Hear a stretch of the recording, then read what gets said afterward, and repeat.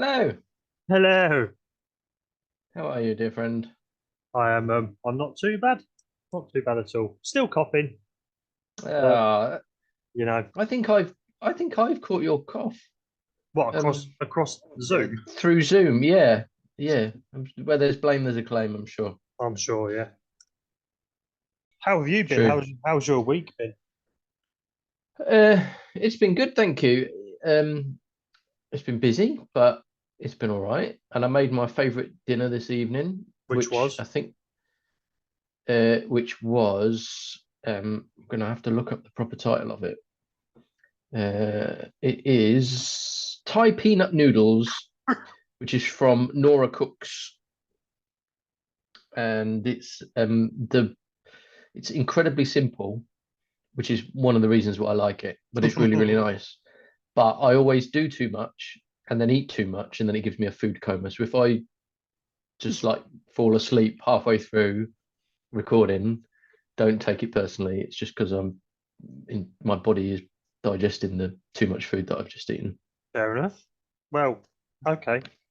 I'll try and hold the fort as best I can.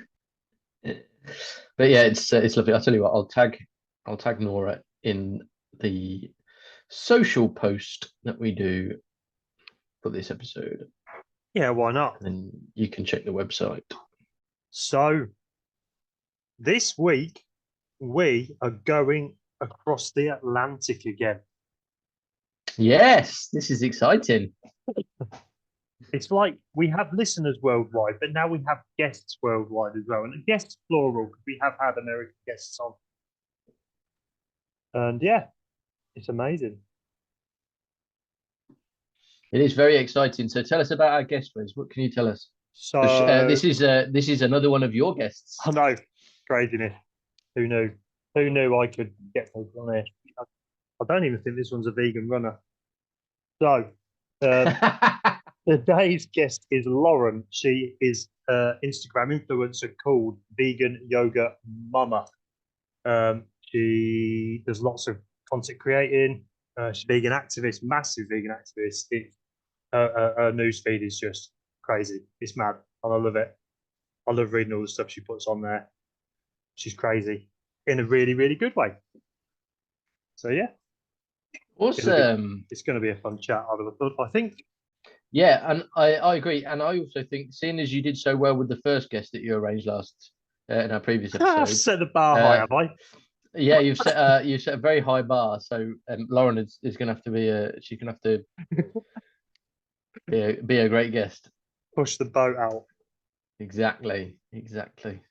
I mean, in all fairness, I can't keep up with the yoga she does on her news reels, on her reels, whatever you want to call Oh, them. really? Yeah, because she's Yeah. like it's a time lapse. I'm like, Oh God. yeah, And I, you I ain't can't keep, you can't can't keep. pause a reel either, can you? No, yeah. Generally starts with a headstand as well. I can't. I'm too tall. Oh, what?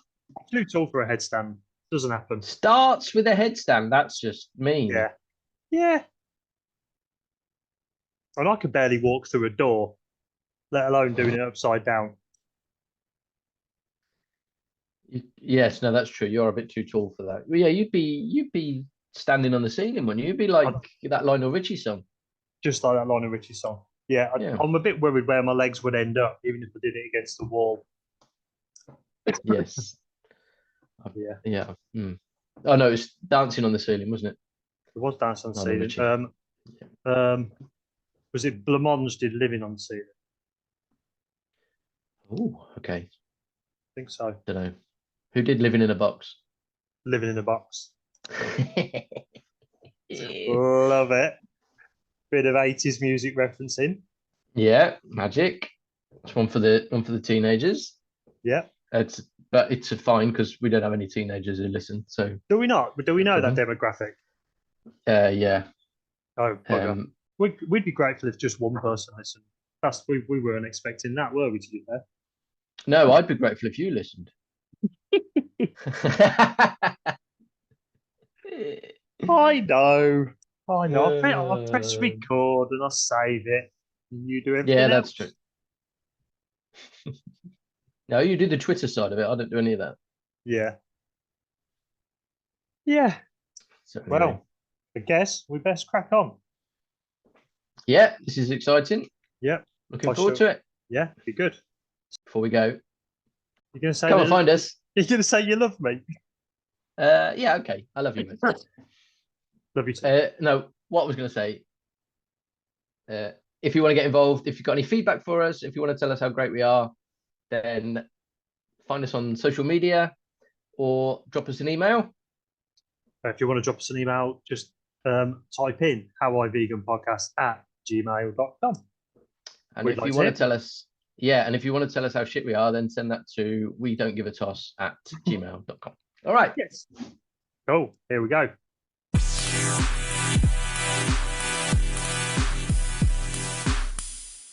So yeah, it's cold in England. It's rubbish and all that. But you know, yeah. Yeah, here too. We had a snow day yesterday, so. Well, I was just going to say it is cold here, but it's not cold enough because it doesn't snow. It just rains. Oh. And my kids are desperate for it to snow. I think just because they get a day off school. But I love the snow. It's probably one of my favorite types of weather. Yeah, a snow day would be great. It's so pretty. I grew up in Miami, so like seeing it and having the seasons change in general, it's like such a treat. Like I love that. Yeah, absolutely. Cool. Brilliant. In Miami, it's just boiling hot and then like a 5-minute thunderstorm and then it's boiling hot again. Yes. Have you been there? Yeah. Orlando. Okay. We did the traditional trip to Disney World. Disney. Okay. Yeah. God, how long ago was that now? Where 7? We worked it out the other day. 7 years? 6 years? Jesse's 8, so 7 years, something like that. Good grief. Yeah. And it was hot all the time, and then it chucked it down with rain on the last night. Which was fun. It did. Sometimes it cools it off a little bit. Yeah. Like a few minutes. But you're in where? Kansas, you said? I'm in Kansas now. Yeah, like my house is about an hour away from the centermost point of the continental United States. Wow. So I'm like literally like middle America. So if you fancy going to the beach, that's a long old journey. Yeah. I mean, it's not that I don't like the beach. I'm just okay. Even when I lived there, I was kind of like not going that much. I mean, it's beautiful. And I love, like, I grew up with water, like seeing the water. My family is fishermen in it, which is really interesting because I'm like a huge animal rights activist, and like my dad and brother like literally make a living doing that. So wow. I don't go home very often. Yeah, so it's an interesting little difference in our I don't know if it's generations. Like my brothers are much older and also they're boys, and I just wasn't into like, hooking and fishing and hunting and shooting as a kid. That wasn't my cup of tea, if you will. So I wasn't in on that with the gang. I didn't get that. But it's an interesting thing when we visit. Even with family that eats meat, I'm sure. I don't know if you have that, but like even just sitting at a table together is just strange. So you always know there's a conversation waiting to be had. Yeah, Isn't there? And like it's just, I mean, even before going, we have little kids. So like the last time we visited family before going, it was like, what's everybody going to eat? And what do you need us to get? And it like made people nervous. And I was like, we're going to be okay. We can go to the grocery store. Like we'll be fine. And it like makes other people more uncomfortable. And it like, I'm like, if you have to ask me about that, like maybe you should ask yourself instead. Like I'm not saying I'm coming to visit you. Please cater to me. Like you're doing that because you're uncomfortable, and you should reflect on that instead of trying to put your discomfort onto me and make it my responsibility, because I don't want to take it and I won't, because it's your cognitive dissonance and your willful ignorance, and also we have a little one. He's kind of in that transition right now where he's like sometimes jumps out of the crib. So like putting him in a pack and play or like a foreign bed in like our parents' house where everything is made out of glass. It's just like, so I'm like, let's put off home visits for a little bit right now. Yeah. They come to visit us and we're so lucky. And it's easier for them, they're retired and, like they can do that. So we have people visit and then we host and like we pick where we eat and we pick, what's cooked and, stuff like that. So it makes it a little easier to Yes. be around carnists when you have to. Because I'm not currently accepting any new friends that aren't vegan. So only the ones I'm related to and obligated to. It's just, yeah. I like that. Not accepting new friends that aren't vegan. I like that. Like we'll be civil to each other, but I'm only going to spend time with you if you're vegan. I like that. Yeah, I'm not going to force my lifestyle on you or anything. I might suggest that you think critically about what you're saying is your personal choice and, with my face in general. But, like I just, have like a couple of like relationships that are longstanding that like, are with people that aren't vegan. But like, aside from that, like, I don't know how to relate to people that do that anymore. I don't want to. I don't know how to. It's not like, it's a big deal to me. It's a moral issue. So, fair play. And every day that passes, it just gets like stranger and stranger to me, Yes. like to see it continue everywhere all the time, So your Instagram feed, when I started following it, I think it's incredible.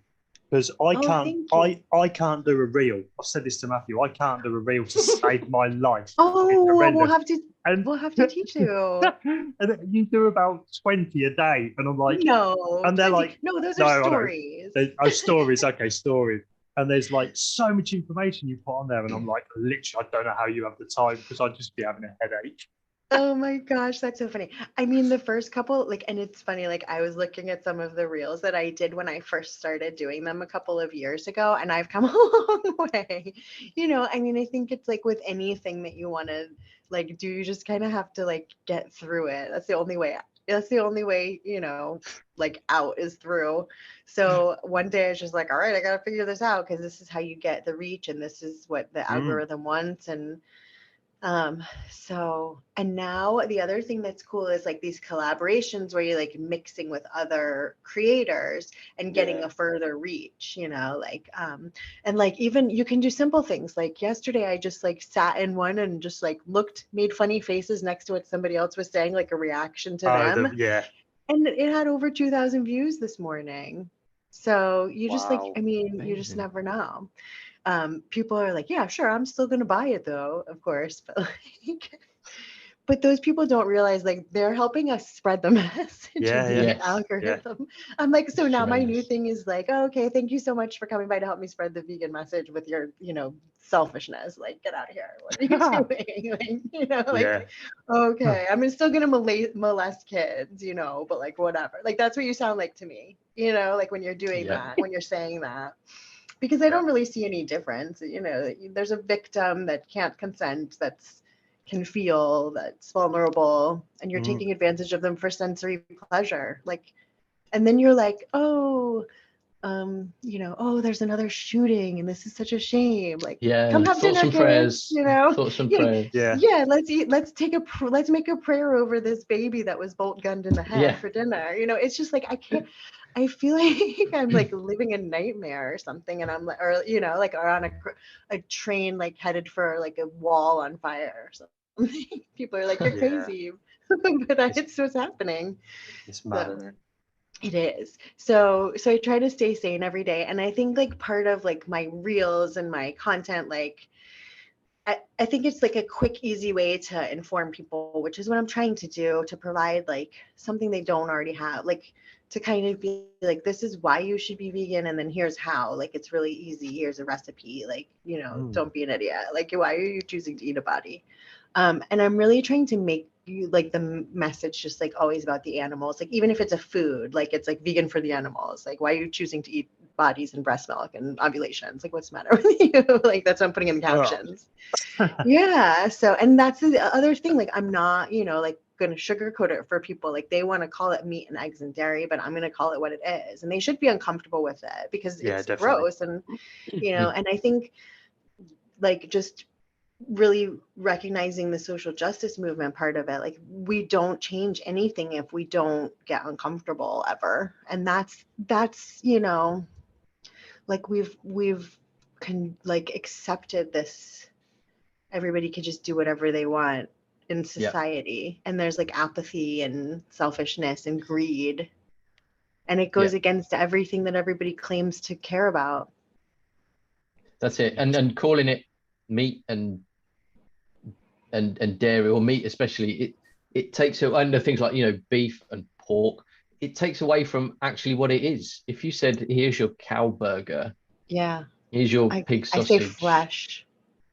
All flesh is a good I say one. Yeah, cow that's a good one. flesh. I say rotting cow flesh or decomposing.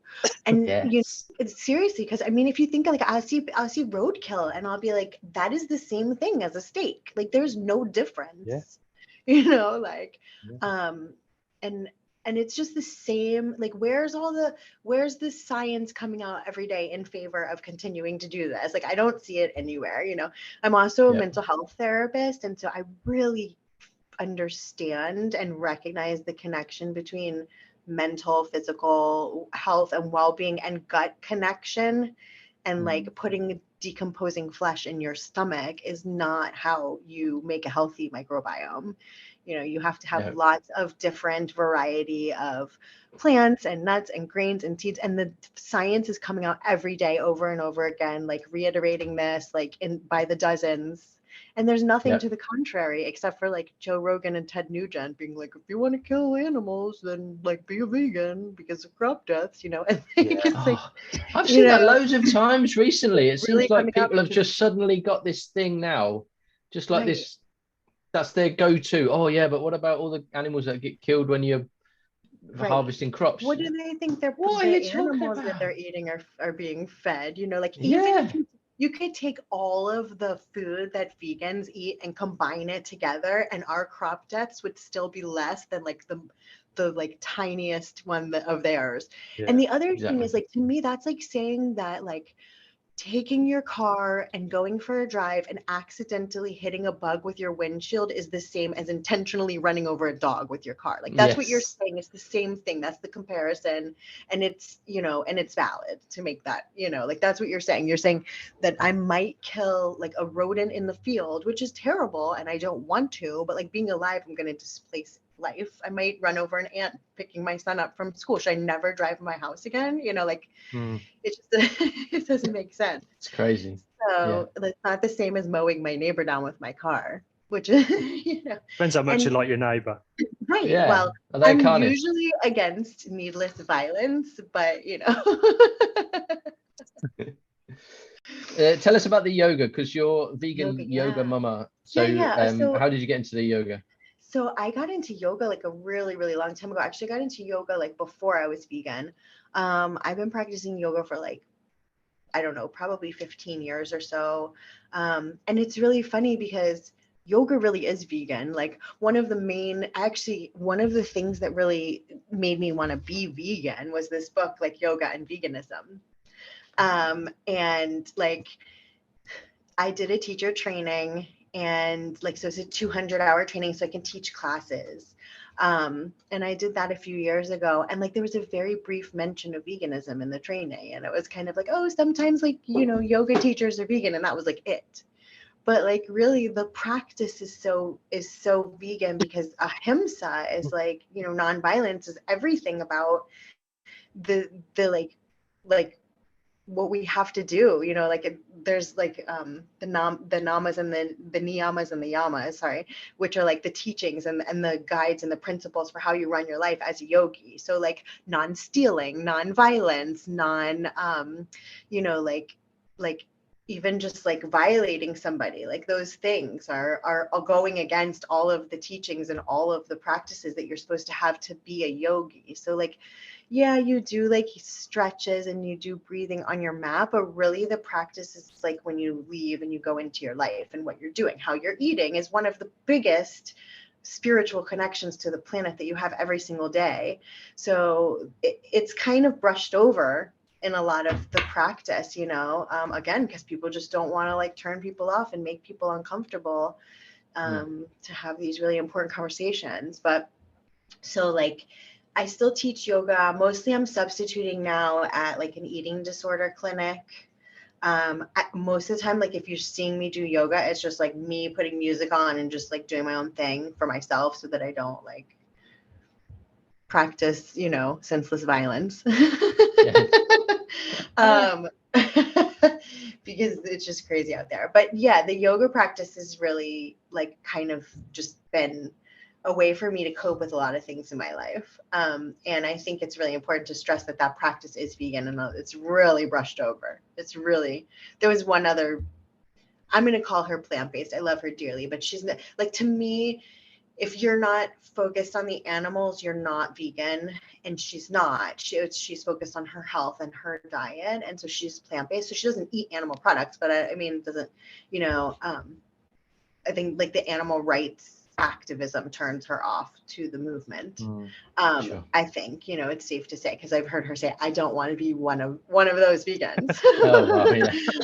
So nobody like, wants to be one of those vegans. Right. Well, I do.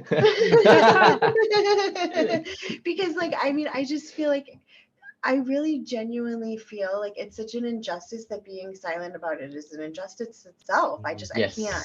And I've always been that way about like whatever it is that's been going on. I feel like if I knew like the truth sooner, I would have felt the same way about the animals. I just didn't know. Like I really thought like I needed to eat meat or I was going to die. And like, you know, going through the training, reading that book, meeting that girl who wasn't eating animals and like, you know, and like being like in a weekend training, like alongside her, kind of eating the same things, being like, oh, I can live like this, you know, like I'm happy and I'm satiated. And like, and then I did the plant-based nutrition certification online from Cornell. Mostly because like I have my kids and I really wanted to make sure that I could like transition all of us healthfully. And, you know, so I think at first I was kind of motivated also by my own health. But then once I was enlightened about what happened with the animals, it was like over. And I do want to be that kind of vegan now. Because I think that's really just like something that people say so that they can continue to like, you know, have cognitive dissonance and willful ignorance, you know? Oh, yeah. Yeah. So. Awesome. So the book that you mentioned there, Yoga and Veganism, that's by Sharon Gannon. Yeah, the Diet of Enlightenment is called. Yeah. And she just kind of goes through, like I said, there's like these 10 like kind of practices that you're supposed to take with you throughout, you know, like your day and your life in order to reach enlightenment. And so like they basically are all vegan. Like you can't be non-violent and be eating animals, you know, you can't be non-stealing and taking somebody's babies away from them for their milk, you know? Absolutely. Yeah. And our guest Chloe mentioned that her moment of enlightenment was while she was in a yoga pose, and I can't remember which one. Shavasana. Shavasana. Is it that one? That's the one at the end when you're just kind of like lay there and like everything actually supposed to be like when everything absorbs into you from the practice. That's it. And she laid there and thought, I can't be still eating animals and their other products and be at one with, you know, following yoga properly kind of thing. So I think that was the moment for her. Yeah, I think it does have the aha moment.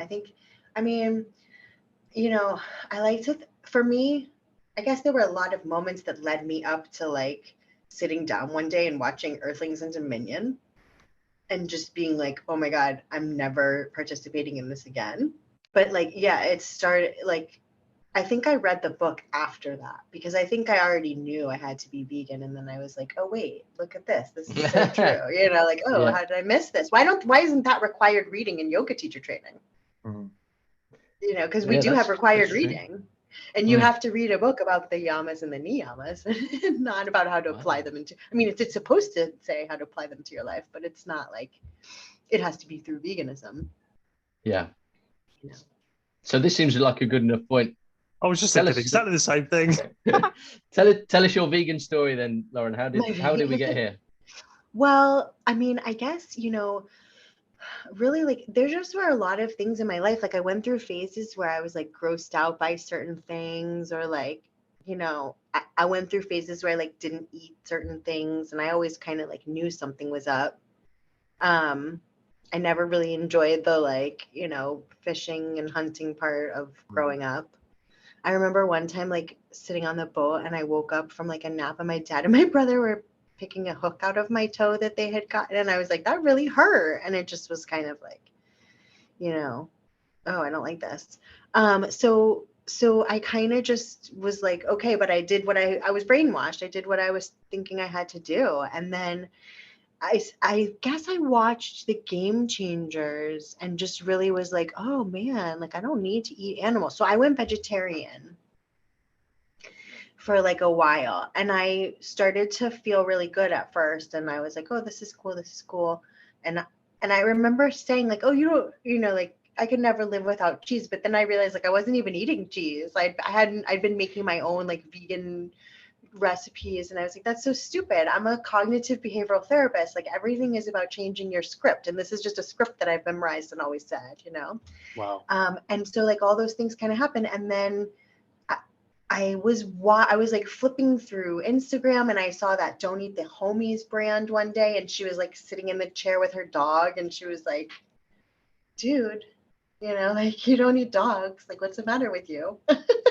And I was like, holy shit, I don't eat dogs. What's the matter with me? I don't eat to eat. So it was kind of like all these things just together. I hadn't eaten meat. I don't know why I didn't get the like vegan message from that movie, because like now I think about it, I'm like, milk is just, or cheese is just liquid meat. I mean, I didn't drink milk ever, but I would eat cheese, and I wouldn't like actively read an ingredient list and be like, oh, there's, milk powder in this, goodbye. Yeah. So that wasn't until I found out. I'd started following all these creators, I guess, because I was trying to cook more things, and I became a little more aware of the animal and the fact that there were those movies. And then one day I sat down and I watched Earthlings and Dominion in one day. And my husband came home and I said, we're vegan in this house now. Like we are not eating animal products anymore, starting immediately. Wow. And he was kind of like, whatever, okay. Hmm.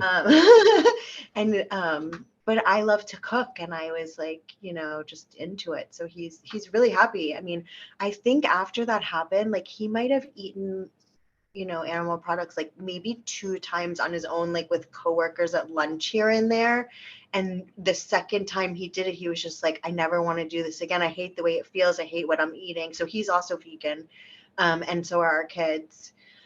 But man, it's so hard with the kids, because like the baby was easy. The older son, and I said to him, he's 9 now, and I said to him, like, he was like 7, and I just said, Mom made a mistake, and I thought we needed to do this, and I was wrong, and there's a different way, and we're going to try this way that doesn't hurt animals, or, instead of doing what we've been doing that hurts them. And he was like, all right.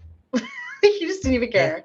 But the thing that's so hard is the adults around him. Like that I picked him up from school last week and he had a ring pop in his mouth. Like the substitute teacher gave him gelatin and she doesn't know. I mean, they just like, No. he's in 4th grade and he doesn't think to say what's, he's just thinking, oh, Yeah. my substitute brought us ring pop. So, and I know we don't live in a perfect world, but like that's what makes it the hardest for me to raise my kids honestly, is that I have to be around all these adults who want to choose to live a lie. Like, even with my preschooler, they'll be like, how can we include him in the cooking lesson we're going to have instead of using eggs? And I'm like, well, you could just use applesauce. I'll even bring you applesauce. Like I even offered to buy it and keep it in the class. And they're just like, oh, I don't know if we can do that. It's like, why are you even asking me then? Like, and I'm like, if one kid comes into this class and they're allergic to, peanuts or cheese or milk, they're going to act like high red alert, and they're going to, if a kid's allergic to peanuts, they can't even bring it into the whole flipping school. It's like, we're allergic to being cruel. If you ask these preschoolers, we're going to teach you how to cook today. We either have to blend up this little baby chick alive, or we could just use an applesauce. What do you think they would choose? Like, what are you doing? Like we're the adults and we're supposed to be the ones who are willing to do this, but we can't because you won't have a hard conversation that makes you uncomfy because you don't want to change your habits. It's so frustrating. Like Yeah. that's really what makes this hardest for me, is that I have to like tiptoe around adults in their comfortable zones, you know. But Yeah, it's for the truth, with people who claim Yeah. to value the truth, like, you know, they just don't. So do you think that's the hardest struggle that you've had, is that like It's trying to just get that thing through at school and those sorts of absolutely, conversations? it's one thing after another. I was like, I signed my son up for cooking camp and we couldn't really do that. And I said, it's like everything like poses an issue. I mean, it's everywhere. He goes to a birthday party, I have to pack him his own, you know, cupcake to bring, you know. Like, Wow. it's just like, I mean, I treat it like an allergy, and it's cool, you know, I think in a way, because it makes the other people aware, like he's still there, he's still enjoying himself, he's still participating, you know. Yeah. But like they're just kind of like, why don't you just do this, you know? Yeah. In my Monday to Friday job, we support new and expectant families, mums and dads, Oh yeah. you know, pregnant women and stuff. And I was talking to the infant feeding team today, or a lady that works on there, and she was saying about, she was asking me about veganism and this, that, and the other. We were having a conversation, and she was saying how they've got a family that was struggling to breastfeed through a tongue tie, and they were trying to use formula, but all the formulas that were out there had milk in. And apparently, get this, I don't know what it's like in the US, but something in most of the formulas over here that's not in the ingredients is ground up fish eyes. Fish eyes? Yeah. Why? Why? I don't get it. I don't know if that's, well, I'm going on what this lady told me today, but I was like, why are they putting ground up fish eyes in formula and they're not telling Use anybody? every little bit. Is there like omegas in it that they're trying That's to the give only the thing I could baby or think. That's something? the I only, don't know. that's Are the there only, omegas in eyes? That's disgusting. who knows? It was just Oh my bizarre. gosh. That is Yeah. bizarre. Yeah, I mean, some of the things I've learned about, like in some of this cereal here, they use like vitamin D. It's from lanolin, so they're using Yeah. like sheep, like Yeah. subcretious oils in your kid's cereal. Yeah. You know, and it's like so here we are, we're having shooting drills like in school, but Yeah. and then we're feeding them carcinogenic bacon for lunch with Yeah. like, you know, here's a perfect example of how frustrating it is. My fourth grader, like, because they really don't have vegan options like consistently at school for him if we don't pack a lunch. So we pack a lunch, and like I remember like saying to them, I just want to make it so that he has the option if he were to buy lunch one day. Let's say you have a black bean burger that day and he wants it, right? Because that's like the only vegan option they have, and they have it occasionally. And then he could get a soy milk. And she was like, oh, okay, yeah, we can do that. You need a note from the doctor to get your kid soy milk. Mind you, like 3 out of 4 humans are lactose intolerant. So here we are we need a note to give our kids a food that we know that they're probably not allergic to, and we're handing over something, you know, that we know that's killing them and giving them asthma and giving them, you know, diabetes and making them fat and giving us cancer. It's just like mind blowing. And the parents are just like, well, it tastes good, so I don't care if there's any other information to the contrary. I don't want to see that, you know. It's like, what are we doing here? But I feel like I'm here to fix this and change it. And so like I just like, I don't know, I can't help it, I have to shout. Yeah, you go for it. You know, like, and I don't know, I don't like when trolls troll, like I recognize that they're just reflecting themselves. Like it's almost like if you want to hear somebody become like who they really are, like like say the word vegan to them and they'll tell you exactly who they are. It's like you're holding a mirror up to their face and they'll tell you everything that they see. So really don't personalize any of that. Like a lot of the times, even like I don't even like look at their profile. Like I don't even want to have a picture of the face. Like to me, you know what I'm saying? I don't want them to have energy out of my life and be like a personal thing. That to me, like every bacon troll is the same. They're just like a, you know, like person sitting there eating gross food, you know, taking medicine every day, like saying, but you need bacon, like, you know, or, you know, or you need gains or something. Today, this guy was like, one one word, gains. And I was like, well, you know, just because you're incompetent at like nutrition doesn't mean that you should be able to abuse somebody else. Like there's plenty of vegan bodybuilders. And I was like, do you ask elephants and rhinoceroses, you know, and like gorillas where they get protein? Or are you just like certain that they will tear you right up, you know? Because like they're just not thinking. Like the crop deaths thing that's going around, I mean, what do you think, what do they think those animals are eating? They're not thinking about that.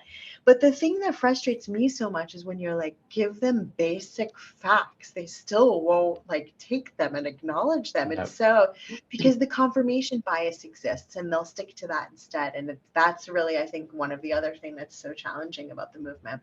And also like Yes. ex-vegans or whatever that, I mean, you know, plant-based dieters who once, you know, Went like, vegan for a week and nearly died. well, that, yeah, exactly. How come Yeah. no vegans know any but vegans that almost died, right? No. And how Yeah. come, like, you know, today this guy was like, I don't want, same thing, the same guy who was, at first it was gains, and then when I dispelled that, it was something else, and then it was something else, you know, and they run you around, Yeah. and it was like, oh, I don't need to be like nutrient deficient, and I'm like, yeah, well, you know, we're not, like, none of the vegans I know are nutrient deficient. Like, who's in the hospital? Cancer, diabetes, heart disease, dementia, all caused by eating animals, all reversed by eating plants. Like, sit down. What are you doing? You know, like people just don't know. They think like, you know, this one argument they've been holding on to for, you know, their whole life, where it's like, I think most vegan activists are pretty much invested in the topic on a regular basis. So we're really well educated usually on pretty much any argument, Yeah. and we've been through them ourselves, which is why we're vegan probably, because Yes. we can't find a reason why they're validated, you know, why they would be validated.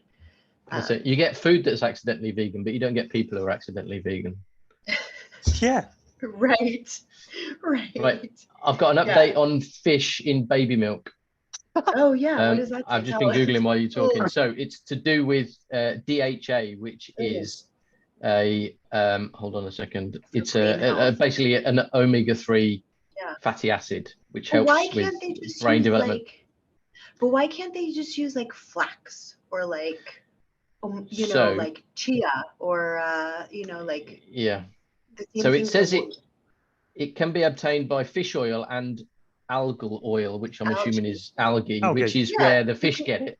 Right, you can use algae, or spirulina or anything. I don't know if a baby can have that stuff. So this is from the HIP Organic website, and they're a baby formula company. So they say basically that they use fish oil because it's offcuts of fish that wouldn't be consumed otherwise. So it's not causing extra fish to be killed. Except I don't really think that's true. I think that's greenwashing, don't you? Because I mean, how could it not create more demand for more bodies? But like, I see what you're saying. It's like trying, like the vitamin D, using every bit that they can to maximize the profit. It's about their profit. It's not about us. We've got this spare. What shall we use? We've got this spare bit of fish. What should we do with it? Chuck it in that, I feel like. Right. I mean, if it's not fit for consumption, why does it matter if you mash it up and put it in your baby's milk? It's still not fit for consumption. Like, that's disgusting. Right. And the other thing is, think about all the parents the mothers who breastfeed their children. They're not giving them fish eyes in their breast milk. No, that'd be weird if they were. You'd be worried if they were, but they still do it. It's so weird. Seriously. Yeah. So there we go. I think if they wanted to use algae, they could use algae, couldn't they? Yeah. I mean, I think, you know, it's going to be down to cost and profit, isn't it? Yeah. That's what most things are down to. Yeah. What they've always done and how they've always done it. Yes. You know, because troglodytes. Yes, exactly. Wow. So you mentioned your husband there and your kids as well. But what did your friends and wider family think about it when you went vegan? Well, yeah. So especially your dad and your brothers who are fishermen. I mean, you know, like my dad, like I think at first was like kind of, you know, like sending bacon jokes and stuff. Like he didn't understand, and I wasn't as passionate about the animal rights things in the beginning, or as educated on how to like handle things like that probably, and now they know better than to say them. I mean, you know, like one of my brothers got really upset with me one day for just simply stating the fact that like being vegan isn't about me or him, it's about the animals, and he was just like really pissed about that, you know. I mean, I think, you know, when people's livelihood depends on ignoring something, that's what they're going to keep doing, unfortunately. I do feel like there's other people who have been, made to think or influenced in some way or another by me, and that's who I chose to focus on. Yeah. Like, and I'm okay with that. My friends, I didn't want friends anymore. That's why I went vegan. What are you talking about? Love it. Love it. No, I mean, like, I just feel like I said, I have a couple friends that I consider still friends because they're like willing to see, this is what frustrates me. If you're calling it your personal choice but you're not willing to like listen to what that means or like acknowledge it, or like if you're totally just gonna shut me down, like I'm losing respect for you, so I still have a couple friends who will like engage in honest, open, uncomfortable conversations, and so I still respect them, right? Like even if they're not vegan. But as far as like new relationships, like I said, I'm like, I do not accept new friends that aren't vegan. But I don't have to, because I've started to connect with like a couple groups of activists and a couple groups of people that I've met from the farm sanctuary that's nearby that I can like volunteer at. And so I've made some friendships there, and they're all vegan. And so like, yeah, those are like the new friends that I want. Yeah, why not? Fair play. Like people who I don't have to like. You're going to be safe with them. Feel cringy around. Yeah, I feel. I mean, I go to school and people are wearing Uggs and they have fur trim on their jacket, and I'm just like, and nobody can see it but me, and it just it hurts, and I don't want to be around it if I don't have to, So, yeah, so that I'm okay to like be at home and like not be as social if it means that it's gonna like create more peace for me. Definitely. So, but yeah, like most of my family, I mean, my mom's pretty like open for the most part sometimes to conversations about it. We've had some heated discussions. She's made some changes, but I mean, I think, you have to really like have a connection made. And I think a lot of people aren't, willing to get themselves to that point. And that's where I get like frustrated. But yeah, I mean, it's like an evolution, It took me a while, but now it's like I've been vegan for over 2 years. So it's like these people have been listening to me talk for 2 years. So how much more wild do they want, Yeah, we've had that a few times. We've had it a few times where people have said like all the conversations that you have, however many years it's been, and yet none of your close friends have gone vegan. It's you could get quite depressed about it, I think, couldn't you? But then we've all been there. So, since you went vegan, then did anything change when you transitioned? Yeah, like I feel like everything changed. I took off my, lying goggles. I mean, I see the whole world differently now. I see everything differently. I see the way we use other animals and have no respect for basically anything. I feel like a lot of it's made me angry. Like there's just grief, and like a lot of it's made me really passionate and like feel empowered to do something about it. But then like sometimes the like seeing the slow change gets frustrating.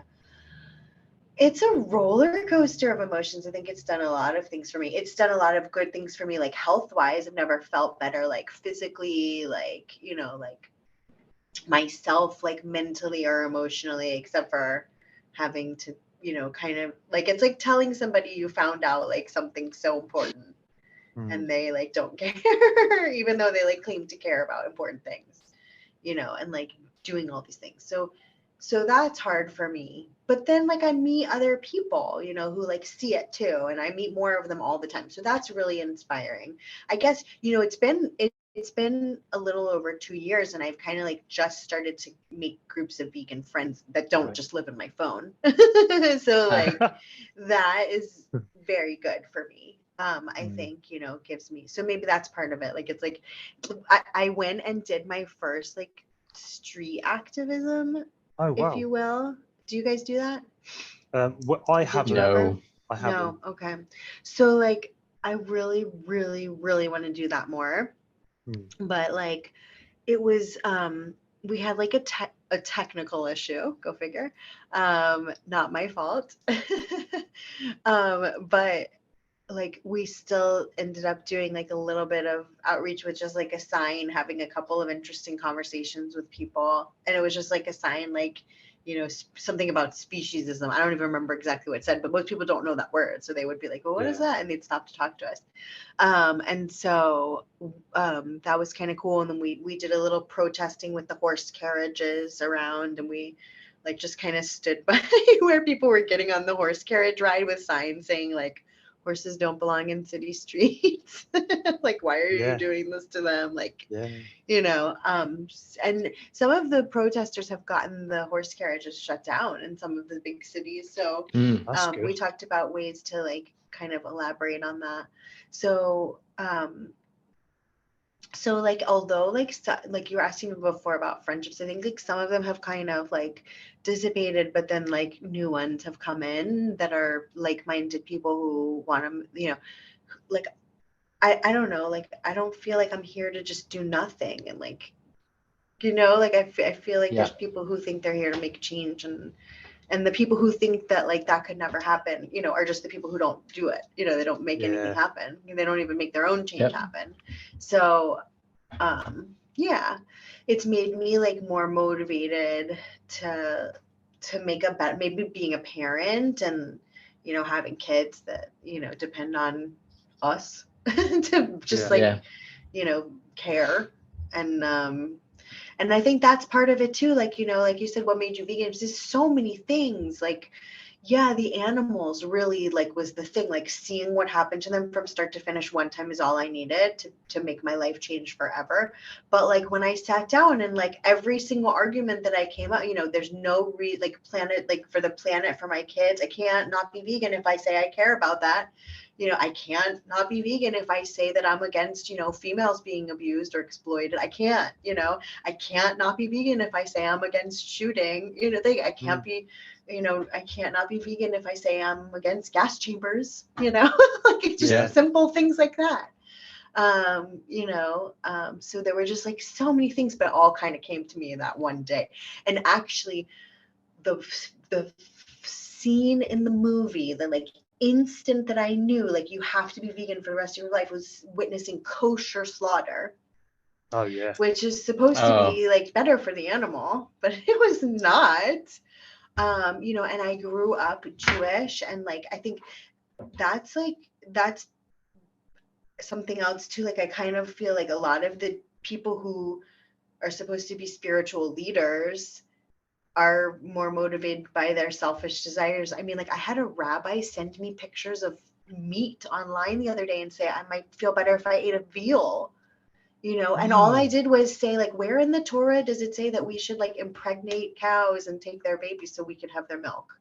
And he was like, you'd feel better if you ate a dead baby cow, and send me pictures of me. This is a rabbi. This is a person who's leading people spiritually in this world right now.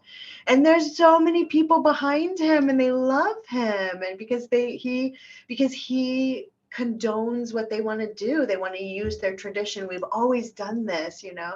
I mean, incredible. You know, it's incredible. And I think so, and like other, you know, I didn't know that person actually.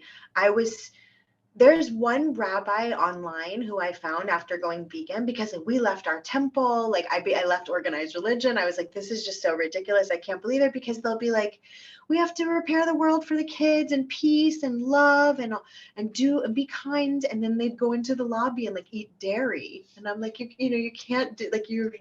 And then I would try to talk to them about it, and they would just be like, one of the moms one day was like, no. I'm like, you're acting like a toddler. Like for the truth, you know, like what do you do? What are you people doing? So I left, and it was like I told them about it. I mean, just to put it into perspective, like the other day they're having a party at the temple that we left, and celebrating a day that's supposed to be like the birthday for the trees, and it's your responsibility to like spread ecological awareness on this day. Right. And in order to commemorate it, I can't even say it without laughing. I know where you're gonna go. This is ridiculous. The rabbi is having a cheese board decorating class at her house. Like, dairy and beef are the same industry, and they are responsible for the most deforestation in the world. So the most cutting down of the trees, they're going to buy products from that to celebrate ecological awareness on the birthday of the trees.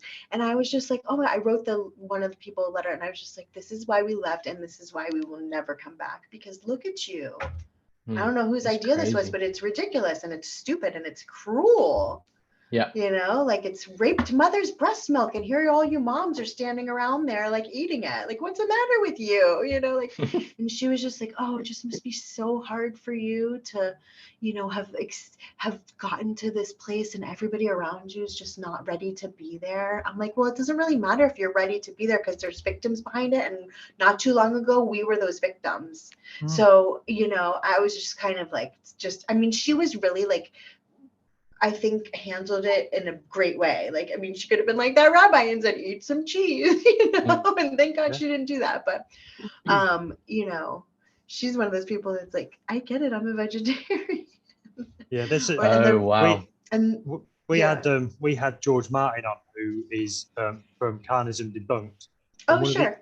One of the episodes on his podcast is by, well, not the guest he had on was Alex Hershaw. Do you know that name? Oh yeah, sure.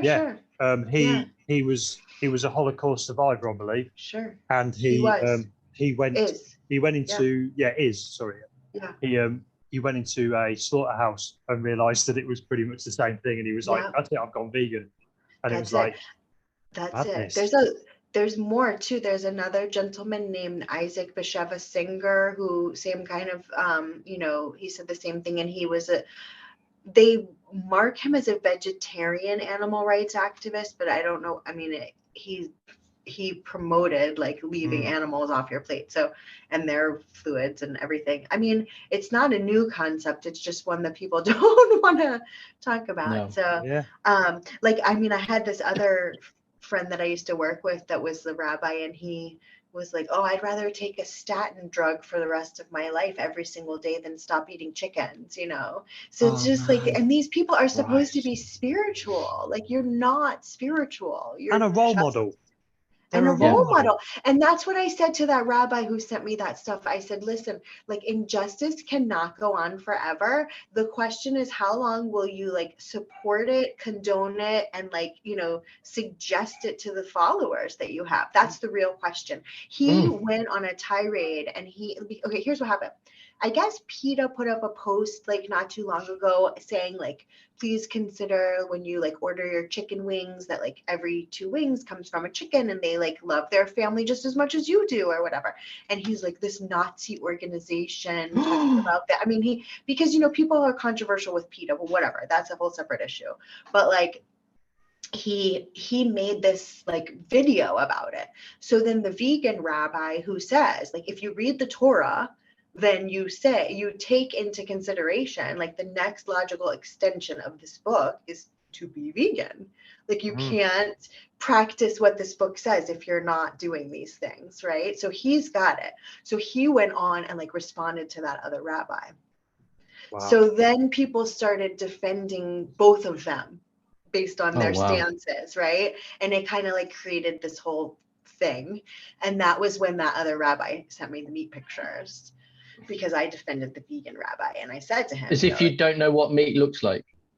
Well, yeah, I mean, exactly. Why do they do that? We know what it is. Well, I said to him, would you send a feminist like videos of somebody being sexually assaulted? You know, would you send like somebody who's, you know, like trying to like fight for like equal rights and justice for people of color, like videos of police brutality? Because it's the same exact thinking and oppression, you know, like oppressive thinking that you're doing.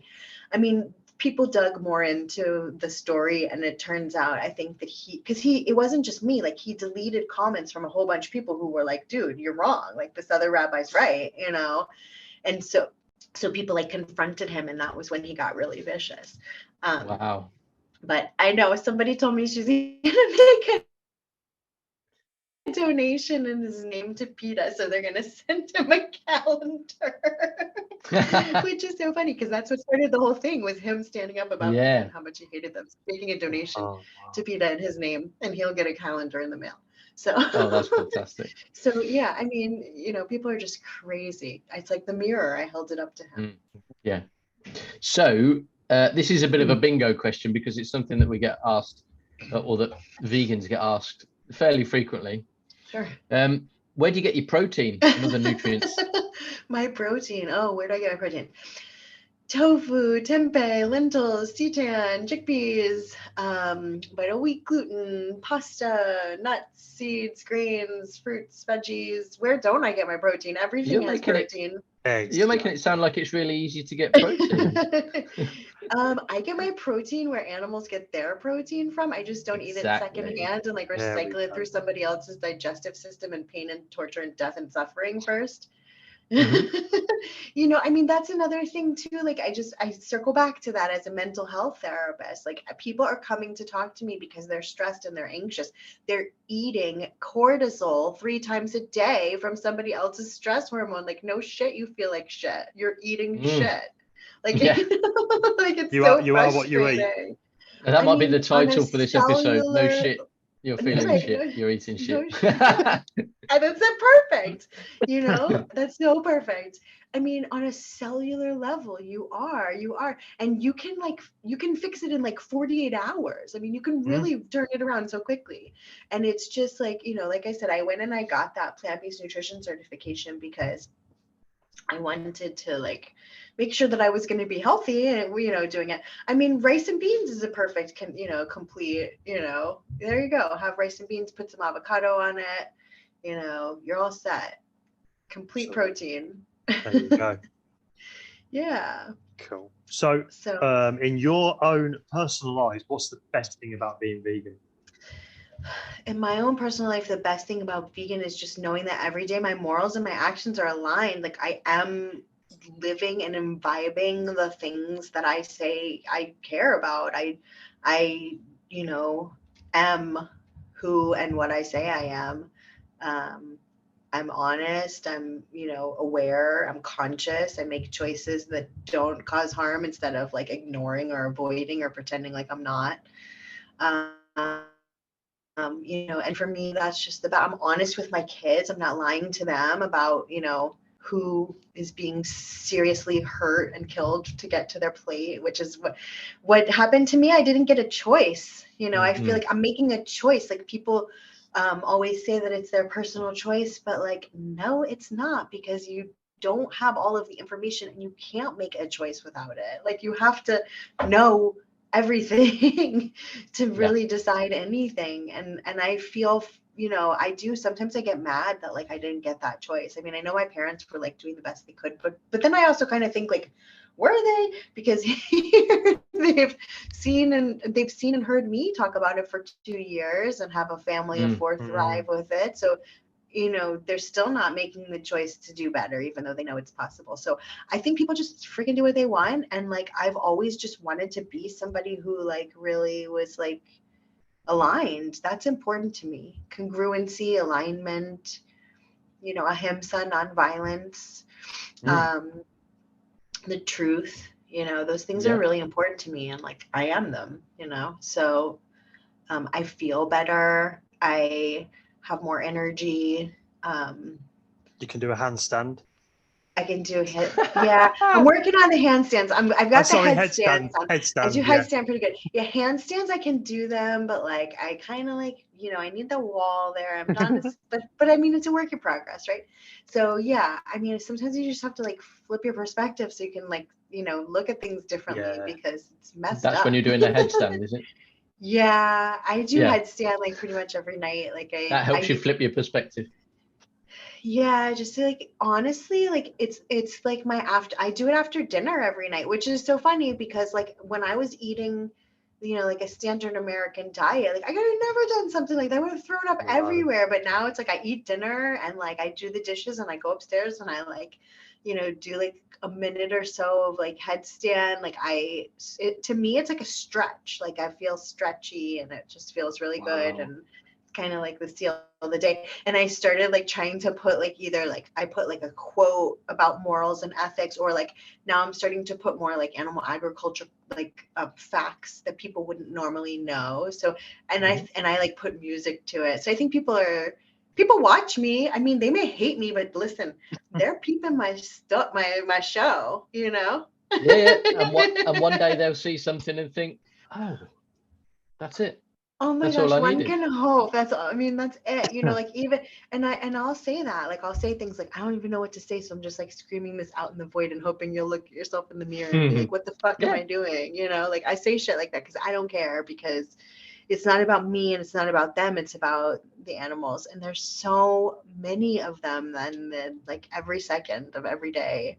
And they just need us to do whatever we can. Like to me, it's like being vegan is the moral baseline, because like just walking around and not hurting others is just the bare minimum for anybody who claims to be a moral member of any society. You know, there's no necessity, there's no medical condition, there's no nothing that requires flesh or secretions from somebody else's body for health and wellness. If you aren't sure about that, there's like free online dietitians that will help you like figure it out, like at challenge22.com. And I mean, there's so many other places. Like reach out to any vegan, you know, they'll help you connect to it if you're listening to this and you want to know. But there's no reason, there's no justification, there's no need, you know. I've never tasted such good food. I've never cooked so well. I'm not missing anything. Like I don't, you know, people are like, oh, you're missing. No, we're choosing not to participate in that every single day over and over. We don't miss anything. We don't want that at all. It's not food. The same way that you don't eat your dog or cat is how we don't eat any other animal. You know, we're just fine. 100%. So, yeah. So, other than not eating your dog and cat, what's your favorite vegan product at the moment? What's my favorite vegan product at the moment? I have so many. I don't know. Last night I made a really good white chicken chili that was like really yum. So I'm gonna post that recipe tonight, I think. I use the dairy. Do you guys have Daring chicken there? It's like for the frozen vegan chicken strips. No. No, it's a brand that we have. How do you spell that? DARING. Oh, and they have like lemon, and they have breaded, and they have Cajun, and they have plain, and like I use it for my pot pies. I use it for like my chicken chili. I use it for like I like soy curls. I mean, I don't know if I have a favorite. I can't pick one. There's 80,000 edible plants. What are you talking about? What's my favorite? I like them all. That's the good news. I mean, the healthiest way to eat is to have a variety of them as much as you can, like colors. And I love this like goddess salad I make very often. That's just basically, it's just cabbage and cucumber and scallion, and that's it, really. Wow. I mean, I put my husband's like, can you please put more things in here? And I'm like, but it's so good. It's the dressing is like delicious. It's like a basil-y, lemony situation.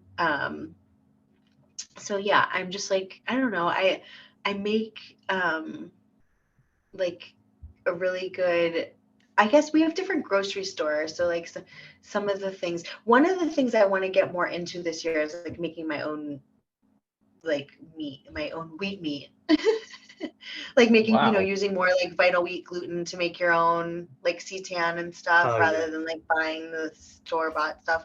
But some of it, but I mean, I have kids, and it's like we live in a real world, and sometimes you just have to get frozen things, right?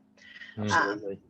One of my favorite things to make is like, I use chickpea flour, and I make like crunchy kind of like chickpea chicken patties, if you will, that remind me like a lot of like, I spent a lot of time in Israel when I was younger. Like I lived there for a couple months. And we used to go eat like this schnitzel, which is like a chicken kind of paillard, like a flattened chicken fried breast thing. And it just reminded me of that. And I put like hummus and like an Israeli salad on it. I don't know, it just takes me back. So I make that a lot. I've been making a vegan challah a lot. I love to take like traditional foods that the people I know around me are like continuing to like justify their use of animal products to make and then make them vegan just to like prove it can be done and to show them. And I post the recipe reels and I post the pictures. And I'm like, you don't have to hurt somebody to value, you know, to honor your traditions, and actually doing so is kind of ridiculous, you know. Cool. Yeah. So what advice would you give to anyone that comes up to you and says, Lauryn, I want to go vegan, what do I do? Oh, that's such a good question. Like, I think for me, the biggest thing was just really like, I just made it a point to take one meal at a time. Like, I was like, okay, like, I'm just not gonna, you know, eat animal products, you know, for, you know, breakfast right now. And then I'm gonna turn around and eat lunch and there won't be animal. And I just kind of like focused on one meal at a time. I really genuinely 100% believe you need to focus on the animals if you want to know. I think you should watch Dominion. I think you should watch Earthlings. You maybe not both if you can't handle it, but you need to watch one or the other. And you need to understand what it is that, you know, you would be participating in, and not think about yourself, but to think about the victims behind your choices.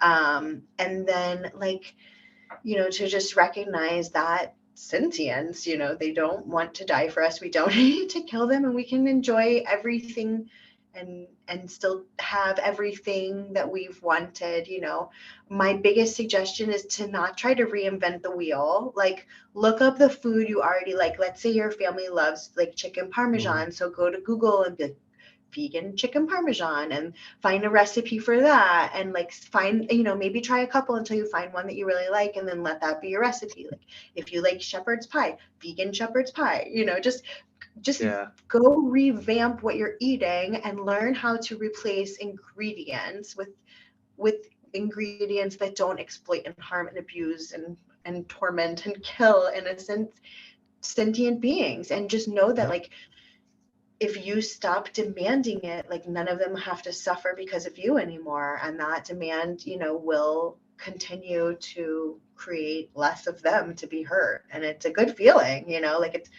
don't think about yourself and what you're giving up, because somebody else's life and body isn't yours to take, you know? Definitely. So. Great show. Yep. I like that. Okie dokie. So who is your vegan inspiration? Oh gosh. My vegan inspiration. I mean, honestly, it's myself, because like nobody else can make you make this choice or like want to do this. I mean, I like you that. know, I mean, it's not something like people say, you know, you're forcing your lifestyle, but no, like, it's not. Like, I'm inspired to do this for me, for the animals, for other people. I mean, I definitely have like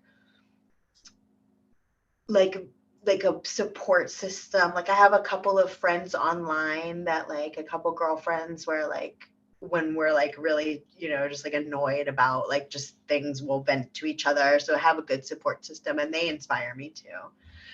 You know, just seeing other people out there creating content and spreading the message. I think there's so many people that really inspire me. Yeah. I don't know if there's like one in particular. Like I said, that message from Don't Eat the Homies really kind of resonated with me just like in the beginning. You know, that brand, Don't Eat the Homies. And I have like a couple of articles of clothing from them, which I love to wear when I go out, because it always strikes up conversation. I almost always wear it to the grocery store. And so that's always really funny. I love to wear my vegan activism. And so that inspires me, you know, that this girl just kind of started with her own line saying like, oh, she made her own sweater one day, and now she's like opening a storefront in LA, you know, and like selling out things online and stuff. It's just crazy. Oh, that's really good. Yeah. So that's inspiring to me. Yeah, absolutely. Yeah. And then just like seeing some of these like people with their food, you know, they're just so creative. Like, you know, to see somebody make like salmon out of a piece of tofu, or like a turkey roast out of some jackfruit or something like that. Like, that just inspires me. There's endless possibilities. Cool. Yeah. So we did products, your favorite products. Do you have like a favorite like restaurant or venue that you to take your family to, or that you like going Oh, to? that's a good question. So there's a really good place here. It's not 100% vegan, but it's a sushi restaurant, and they have a very significant vegan menu. And they also use a separate deep fryer for vegan food, which I love. And then staff is all really knowledgeable. And like obviously I would only go sit at a table with vegans there. Obviously, But yeah. I've been there a couple of times, and that's been like a really, really good experience. It's called Blue Sushi Saki, and it's a chain restaurant. There's a couple of them in the US. There's another really cute little place called Enjoy around here that's like, bowls and wraps and like, but then they have like lasagna and like just like smoothies and juices, and that's a cute little place. They've closed a couple of like all vegan restaurants recently, which is just so heartbreaking. It's a pretty yeah, it is. It's a pretty spread out city. There's this other place we love called the Tree Hugger Truck, but it's about a 45-minute drive each way. But sometimes we go. Yeah, even my little one is like, he's almost 4, and he'll be, can we go to the place where you go and they give you mac and cheese? And he like loves it. I'm like, what about my mac and cheese? But yeah, so, and they have things like a Reuben and like like fish tacos, and just everything is plant-based and delicious. Vegan, I should say. It's all vegan. Yeah, so that place is really good, the Tree Hugger. And then there's like, like little things here and there kind of starting to pop up. Like they're opening a new place that looks kind of cool for ramen right down the street that has like a gorgeous vegan menu. I was like, oh my God, this place looks amazing. We're going to go here all the time, And I mean, I think it's pretty simple. Like when my husband and I want to go out on a date, we'll just go online and either like use the Happy Cow app, or like, going to like an Asian restaurant or like an Indian restaurant or like a Middle Eastern restaurant. Any of those places are always going to have like easy vegan options, be accommodating. I mean, we've had some really cool experiences here. There's this kind of fancy Italian restaurant, and it's not, I mean, they don't even offer a vegan item on the menu. But we saw something that somebody posted in the Vegan Kansas City page, and they were like, oh, we called ahead, and he made her like a meal. So we did the same thing for like a special occasion. And the owner of the restaurant made us this like really gourmet, like 5-course meal. And he came out and he like introduced the courses to, I mean, it was one of the best like squash salads I ever had. I was like, oh my God, the lady at the table next to us was like, what is she eating? To like her waiter. He's like, lady, I don't know. I've worked here for 9 years. I've never seen that before. So like felt like a princess. It was like our anniversary too. So it was so cool. So, I think you just have to like ask, what's the, like we've called restaurants before and been like, we want to come celebrate a special occasion. Can you offer us something that's totally vegan? Are you educated on this? I mean, obviously I'd rather not have to like educate people. I do think it's kind of pathetic at this point that like there are restaurants that we literally do not even go to at all because they can't make anything here. I can make a gourmet meal in my kitchen every day almost. So it's just kind of like, dude, they just don't want to. I mean, and it would be so simple. I mean, they already have, a lot of the ingredients, but there are places that are starting to. Just the fact that like my father-in-law says the word vegan, it's like a huge thing. It's a step in the direction. The last time he came to visit, he's like, I'm not going to have any discussions with you about this. I was like, oh, okay. And then immediately he proceeded to start to talk to me about it. I'm like, listen, you're doing it, dude, but, I mean, but we still love each other and respect each other. But he did admit to me, like, there's literally no reason that isn't self-centered to continue to consume, animal products. So that was a huge victory, just the fact that that's what I'm saying. If you want to do it, own it. Like, it's rude. I mean, it's cruel and it's violent and it's abusive, and that's your choice. If that's what's your choice, then own it. This is who you are, your choices, Yeah, absolutely. So, cool. So do you have hope for our future or for the future?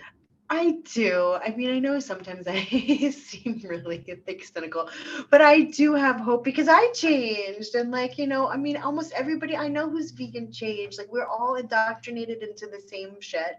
And, people break out of it and they see it and and they want to fix it. And I think that's hopeful. My kids give me hope sometimes. I mean, then their friends come by and they're like, well, plants feel pain, Oh God. so Yeah. I'm like, we're already dealing with this and they're 9. Where did a 9-year-old hear that? Like, are my friends, their mothers saying that to them? I can't imagine that.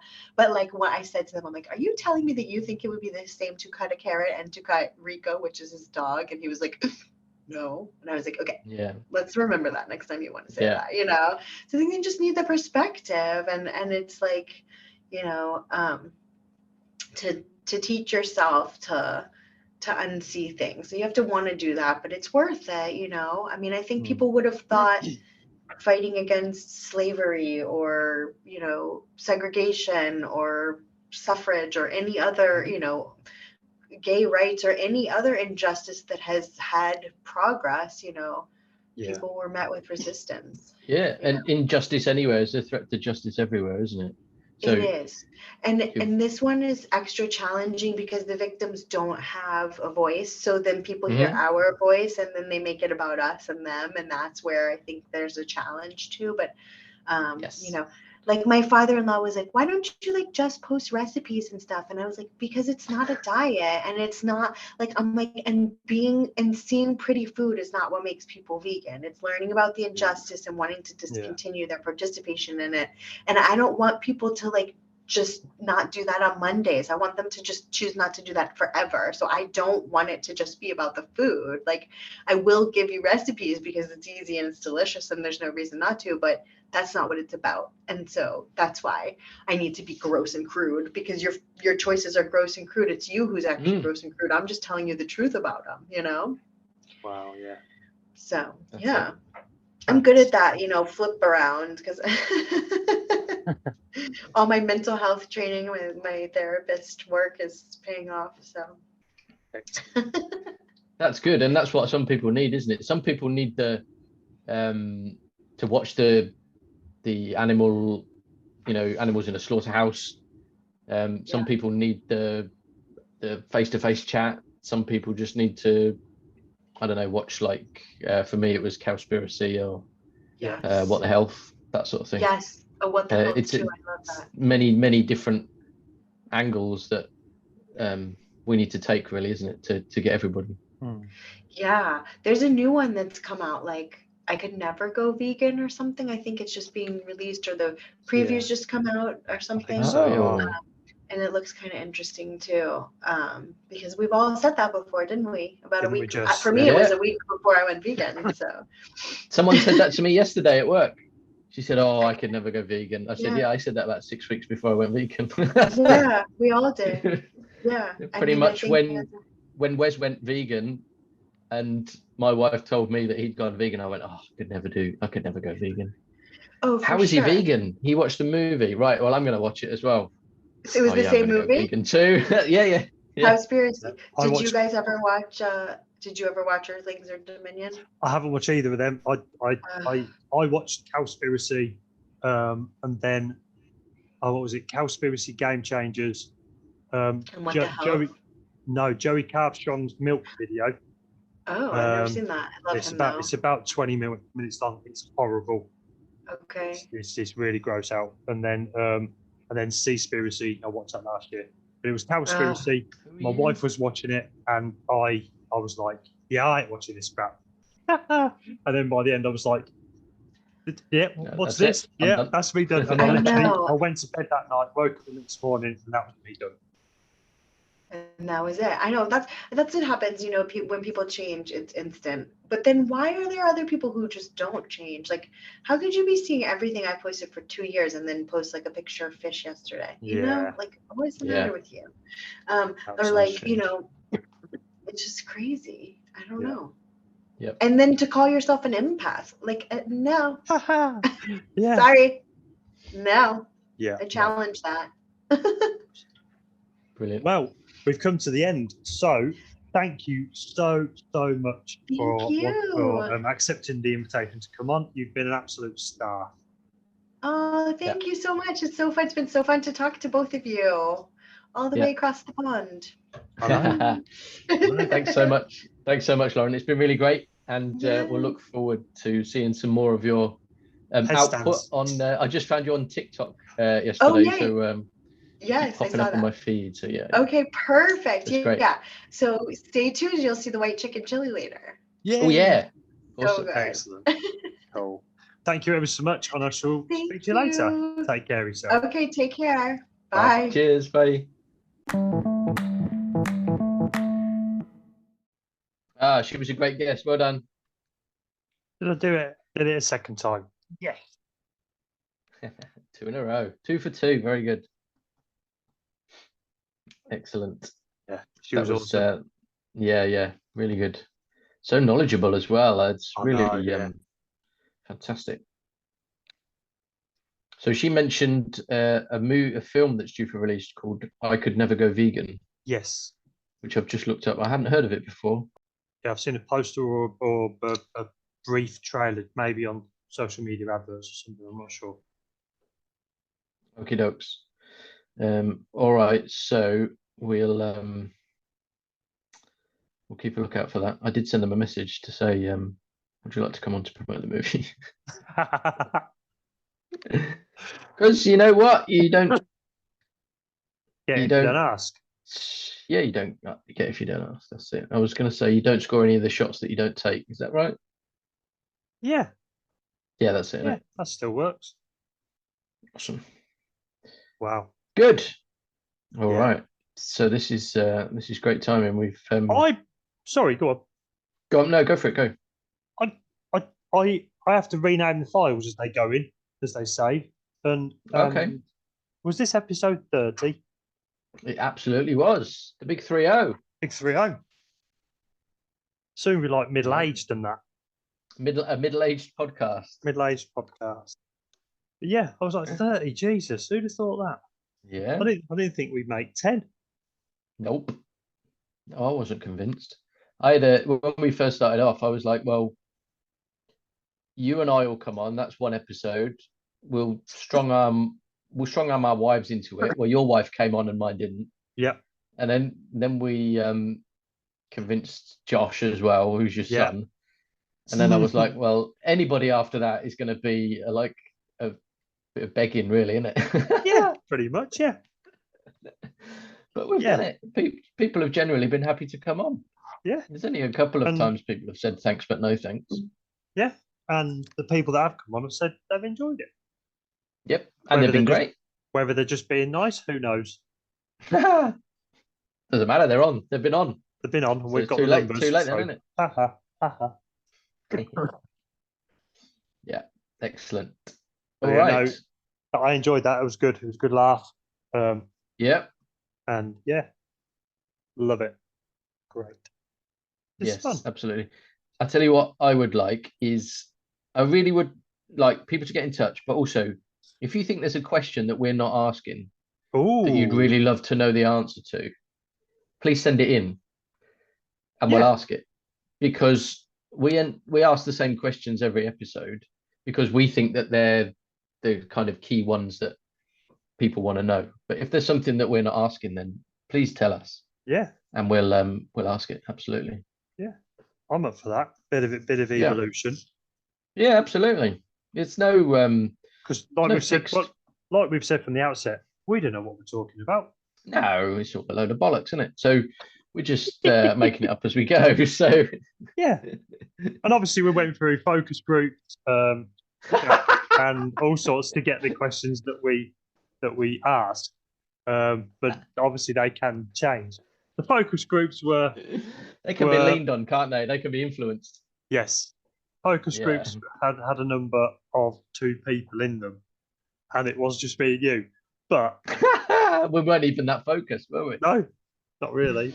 We were watching TikTok at the time, so yeah. So yeah, I completely agree with you. If anyone has got any questions they would like us to put in as a regular feature, yep, yeah, just a part of the pod, of the pod, yeah. Go for it. Just just, and I know we always do this, but if you just want to send us a message, say, God, you guys are amazing. Tell you what we don't do. We don't do that thing that all of the podcasts do is like, subscribe, rate us on whichever platform you're. Oh yeah, we've never done that. Actually, We've never done that, but let's start. That may explain why no one's rated us. Yeah, because we haven't told them to. We haven't asked them to.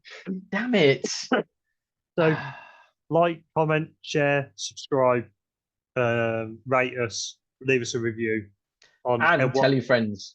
And tell all your friends. If they're vegan, and even better if they're not vegan, we might change. Yeah. If you're struggling to change your friend to veganism, we might help. Probably won't. Most likely won't. Yeah, I mean, that's a good one. Like, some adverts are like, do this and it will help, and we're like, yeah, we might help, but we're not making any promises. Let's put it like that. Yeah. So if you did want to do that, Matthew, what would people need to do? Well, I think probably the easiest thing would be find us on social media. Yeah, that would be pretty easy. Yeah, and join our Facebook tribe, or find us on Instagram or TikTok or Twitter or YouTube. Or if you want to do it the semi-old-fashioned way. Yes. Yeah, semi-old-fashioned way. Send us an email don't put at, because that wouldn't work. But send us an email to howiveganpodcast@gmail.com. If you want to go really old school and send a letter, don't, because we haven't got addresses.